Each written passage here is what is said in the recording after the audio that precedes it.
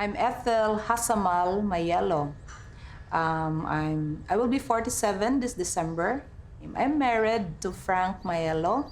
We have one son, Raman, who is 7 years old.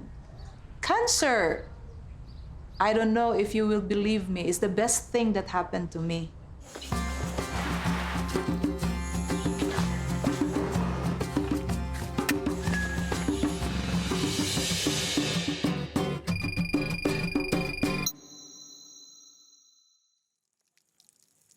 November, I was taking a shower. Yeah, na-touch na ko akong right breast. I felt a lump. So, I went under the knife last November 24. When I regained consciousness, I looked down. Of course, it was taken out and it was cancer. When I found out about it, I had mixed feelings. The first feeling was I got very desperate because I have a 7-year-old son. If I will go, what will happen to my son? Basically, cancer is chronic. It is a chronic process of accumulating toxicity, a chronic process of accumulating deficiency in your body, accumulating bitterness inside your heart, repetitive stress day in, day out, without relaxation, etc., etc. Then eventually it leads to cancer.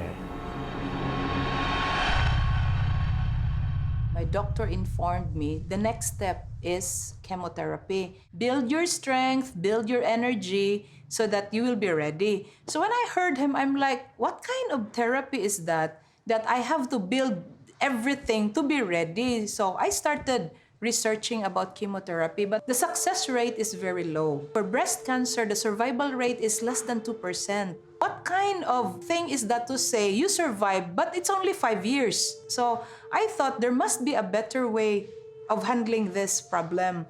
Usually in medical school, I learned only of 3 options when it comes to cancer. Surgery, meaning you remove the tumor. Chemotherapy, meaning you burn the tumor using expensive medicine. And radiation therapy, using radiation to decrease the size of the tumor. There is a big difference between short-term health and long-term health. Short-term health, you treat the symptom.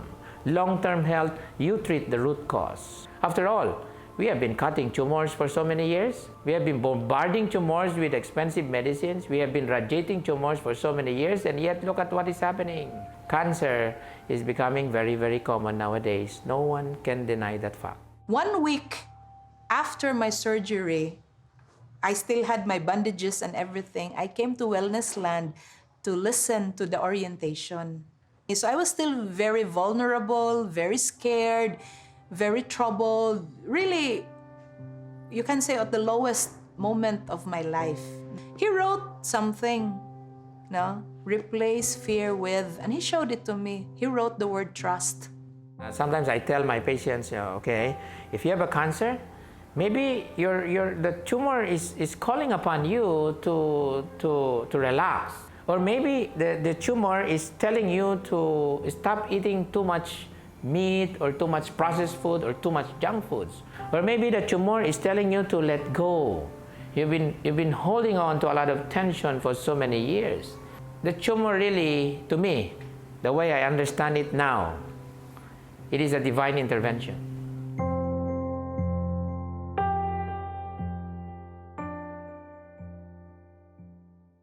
The first thing we did is we had a meeting with my family, my siblings, the concerned friends, the relatives, because I did not want them to blame Frank if something happened to me. I did not want them to say, oh, she should have done chemo. So basically, we made one announcement and I said, I don't want to talk about it again. I don't want to talk about it over and over. I do not even want to defend our decision. Okay, we don't need any negative comments around us. We want to be as positive and as healing as possible. Sometimes our behavior stems from our fear, and sometimes we also absorb the fear of other people, the fear of our relatives, the fear of our friends, and we absorb those fear because there's only one thing you can control in this world, and that is you.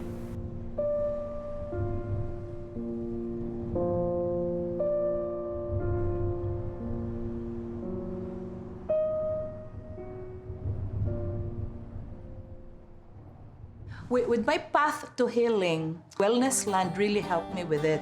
The protocols I followed, I did the oil pulling, I did the calamansi, all the morning habits. Every week I came for my IVs, no? I took vitamin D3 and all the other supplements. Eating organic vegetables, I buy my organic produce at Handurao every Saturday.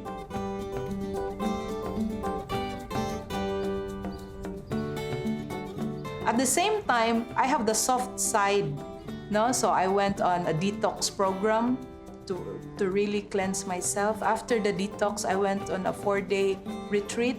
And I've been listening to the talks, to the guided meditation and all these things.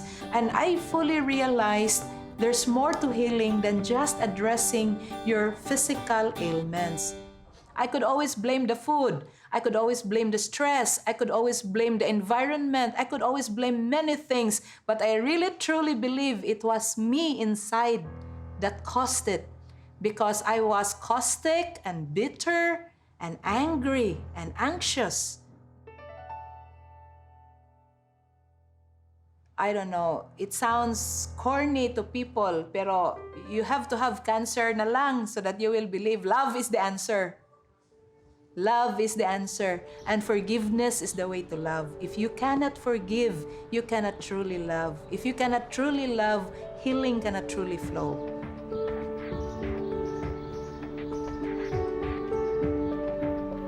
With the help of my friends and family, I'm very happy to tell you that last month, March, I had my blood tests done. And boy, my blood tests are okay. Everything's okay. Lipid profile, FBS. I'm not into any medication. I have no medication whatsoever. And the CA153 result, CA153 is the breast cancer tumor marker. The value that you aim for is less than 20 because that's what the normal range is. I got 4.67, 4 months after being diagnosed.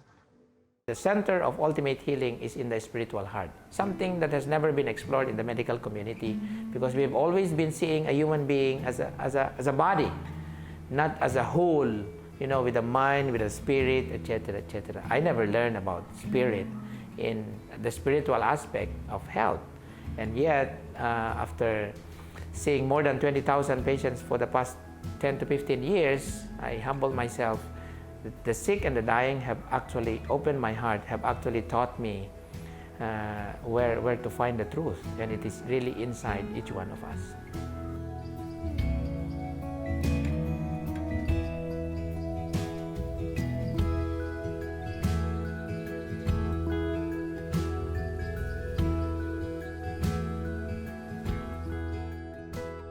I am not scared, and I want to share to everybody who has cancer not to be scared. No, it's a journey like everybody else is taking. We're all gonna die. It's just a matter of when. No, the most important thing now is not what you're dying of, but what you're living for.